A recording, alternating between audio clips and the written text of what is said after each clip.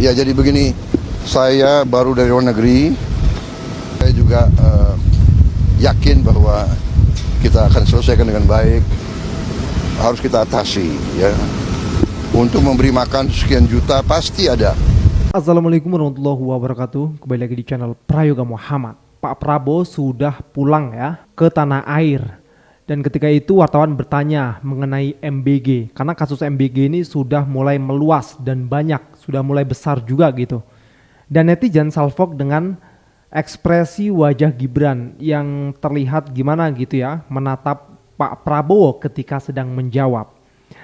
Ya, tahu sendirilah netizen ya, selalu fokus sama wapresnya nih. Tapi BTW ngomong-ngomong ya, soal makan bergizi gratis, Gibran ini kan sering sekali ya mendatangi sekolahan-sekolahan gitu untuk memantau makan bergizi gratis. Tapi kok masih banyak yang akhirnya kena keracunan dan lain sebagainya ini. Ini gimana nih? Apa efek dari Gibran memantau langsung turun ke lapangan untuk melihat anak-anak memakan makanan bergizi gratis? Nah, apa itu? Efek dari Gibran turun itu apa gitu loh. Kalau akhirnya masih banyak juga yang terkena racun di makan bergizi tersebut gitu.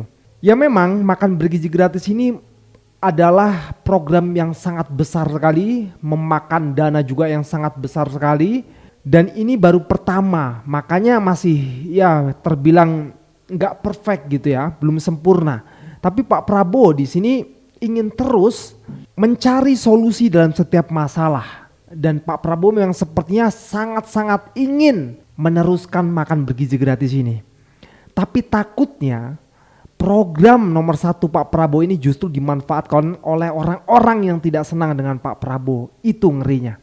Karena sudah mulai banyak isunya juga nih, desas-desusnya. Tapi gue belum bisa menceritakan ataupun mengulik karena memang belum terkuak gitu ya. Nanti kita tunggu saja. Oke teman-teman semua, kita lihat video ini dan juga komentar dari netizen harus kita dengarkan. Ini dia. Ada istilah Pak untuk BGN Pak. Kenapa? Soal makan bergizi gratis ada instruksi khusus Pak. Ya, jadi begini, saya baru dari luar negeri 7 hari, saya monitor ada perkembangan itu. Habis ini saya langsung akan panggil kepala BGN dengan beberapa pejabat, kita akan diskusikan ya. Ini masalah besar, jadi pasti ada kekurangan dalam awal ya. Tapi saya juga yakin bahwa kita akan selesaikan dengan baik ya. Kita harus waspada, jangan sampai ini dipolitisasi. Tujuan makan bergizi adalah untuk anak-anak kita yang sering sulit makan.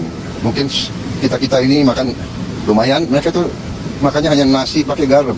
Ini yang Ya, pada intinya Pak Prabowo masih akan terus melanjutkan makan bergizi gratis, dan Pak Prabowo memang punya tekad yang tinggi untuk makan bergizi ini, untuk memberikan makan kepada anak-anak yang memang ya terbilang kesulitan untuk makan gitu ya.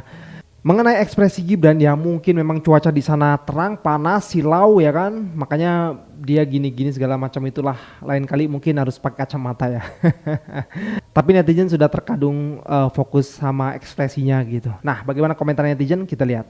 Menurut gua, Prabowo udah bertekad program MBG ini harus berhasil dan sukses gimana pun caranya. Oke, fine, kita dukung. Karena itu, ayo kita bantu. Dengan cara apa? Mengkritik habis-habisan semua kekacauan MBG yang ada saat ini. Supaya apa? Supaya semua kekacauan yang terjadi saat ini tuh diperbaiki. Jangan malah ngeles dan cari pembenaran. Buat gua, program MBG ini bagus-bagus aja. Banyak negara yang udah duluan menjalankan program ini. Brazil, Estonia, Finlandia, Amerika, India, Swedia, Jepang, dan Cina. Kalau Cina nggak gratis. Cuman dimurahin aja harga makanannya biar terjangkau untuk anak-anak sekolah. Kita bisa belajar dari negara-negara itu. Nah, saran gue adalah evaluasi dan rubah sistemnya. Gak ada cara lain. Karena anggaran untuk MBG ini angkanya gede banget. Gak bisa sembarangan pakai itu duit. Cara yang saat ini dipakai itu gak bener. Titik. Karena udah terbukti banyak anak-anak yang keracunan makanan. Itu adalah bukti kalau cara yang dipakai saat ini adalah salah. Terlepas dari ada dugaan sabotase dan lain-lainnya. Tapi itu tetap bukti kalau cara yang dipakai saat ini salah. Terus gimana cara mainnya enak? Saran gue mendingan lempar anggaran ke setiap sekolah untuk bikin dapur MBG sendiri. Dan ajak orang tua murid untuk ikut berpartisipasi sebagai pelaksana. Itu lebih terkontrol daripada ide yang mau ngasih duit langsung ke orang tua murid. Potensi nggak tepat sasarannya lebih besar kalau langsung dikasih ke orang tua murid. Lawong salurin bansos untuk rakyat miskin aja bisa nyasar ke rumah-rumah oknum para pejabat, apalagi salurin duit mentahnya. Jadi untuk Pak Prabowo, ayo kita gas bareng program MBG ini. Sama-sama ikut berkontribusi, sama-sama jadi pengawas baik di internal maupun penerapan di lapangannya. Daripada kritik sana sini, jadi ribut mulu dan sibuk. Ini salah, itu salah. Ya nggak kelar-kelar. Dan potensi ditunggangi jadi isu skala besar lebih gede. Udah gitu aja. Apa lo? Dalang MBG selama ini ternyata beliau sebagai ketua BGN, beliau dipilih oleh Jokowi. Padahal programnya Prabowo tapi yang milih ketua Jokowi. Kenapa? Karena waktu itu Jokowi yang sebagai presiden kan, makanya milih ketuanya itu ya Jokowi. Jokowi milih ketua ini ahli serangga bukan ahli gizi. Apa jangan-jangan ini adalah ulahnya Joko Widodo ingin menghancurkan Prabowo sehingga Gibran naik jadi presiden? Wow! Itukah yang ingin didengar oleh fanatik Prabowo? Nah, jadi salah Prabowo lah, jelas-jelas. Orang ini ya, BGN ini, wakil ketuanya itu dipilih oleh Prabowo, dan dua-duanya itu nggak ada ahli gizi, malah TNI. Itu membuktikan bahwa Prabowo itu asal-asalan, nggak riset, nggak siap. Salah-salan sih sebenarnya. Salah yang masak, kocak salah yang masak. Ini keracunan dari awal Januari, kan baru-baru ini. Kalau baru-baru ini oke lah. Kalau awal Januari udah kejadian sampai sekarang masih keracunan terus, ya berarti presidennya nggak peduli, bodo amat rakyat gua keracunan.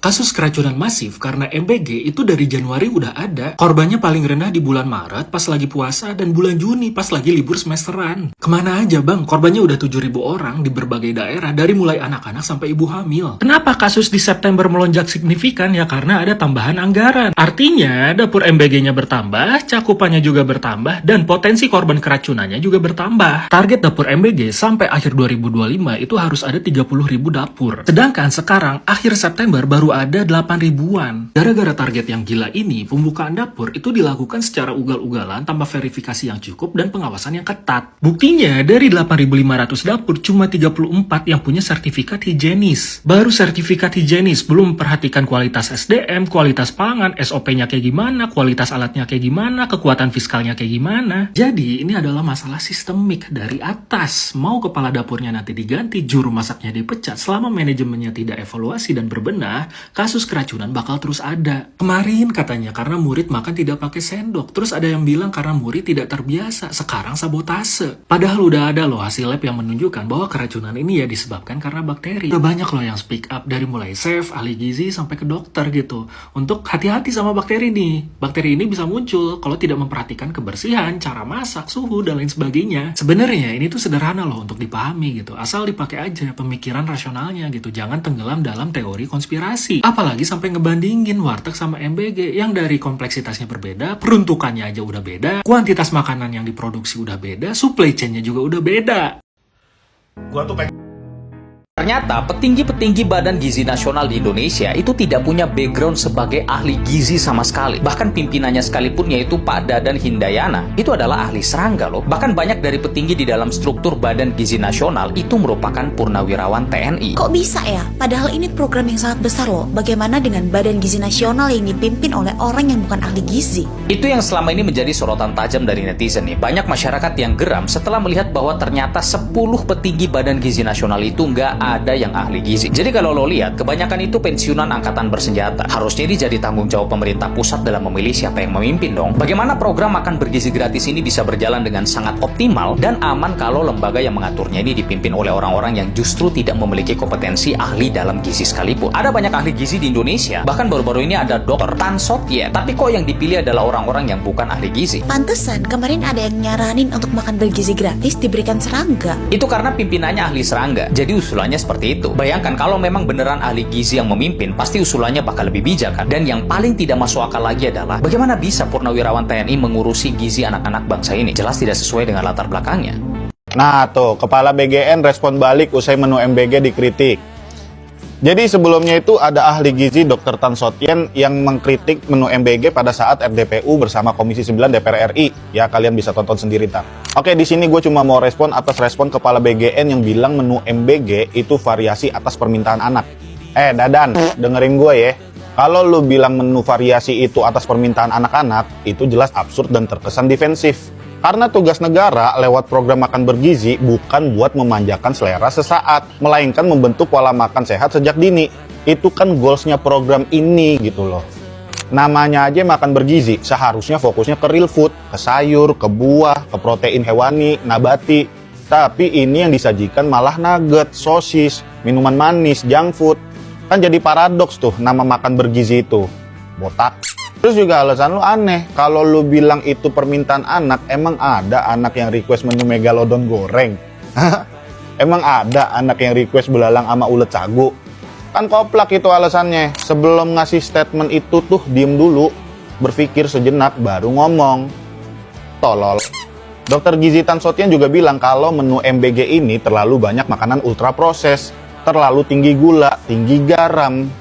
Yang jelas-jelas itu beresiko merusak kesehatan anak jangka panjang. Jadi concernnya tuh udah bukan lagi soal selera, tapi soal tanggung jawab negara terhadap masa depan yang katanya generasi emas. Janganlah demi proyek kita gadaikan gizi dan kesehatan anak. Kalau goalsnya makan bergizi, seharusnya yang didengar ahli gizi, bukan yang didengar kepengenan anak. Ngerti lu? Pasti kagak ngerti, orang lu bukan ahli gizi, tapi ahli serangga.